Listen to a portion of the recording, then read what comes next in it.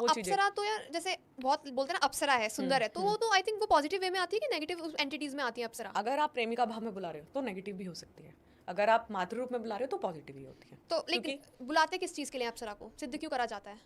कई चीज़ों के लिए होता है, ज़्यादातर तो फेम और फाइनेंस के लिए ही बुलाते हैं सब, पैसा देगी आपको, फेम देगी। कई लोग सेक्सुअल उसके लिए भी बुलाते हैं कि भाई ठीक है हमें साधना करनी है, साधना मार्ग में है। अब आप सोचो सन्यासी और ये सब, मैं गलत नहीं बोल रही किसी को, मगर इतने टाइम तक रह लेते हैं तो ये हो सकता है 2% पॉसिबल है कि ये चीज़ें उनको प्लेजर करती हो, तो आप कंफर्म नहीं बोल सकते, लेकिन हाँ वो बुलाते हैं और वो चीज़ें आती हैं। क्योंकि कई ऋषि मुनियों के बारे में हमने मिथ भी सुना है कि उन्होंने बुलाया, वो साल साल 2-2 साल उनके साथ रह के गई हैं, पूरे पूरे जन्म रह के गई, उनके साथ उनके बच्चे हुए हैं, ये चीज़ें भी होती तो हैं। मतलब प्रॉपर फिजिकल फॉर्म में आती है? हाँ बिल्कुल फिजिकल फॉर्म में आती है। अब तो सूक्ष्म ज़्यादा लोग बुलाते हैं क्योंकि उतने लेवल का जप नहीं कर सकते, तो उस टाइम फिजिकल फॉर्म में आया करती थी।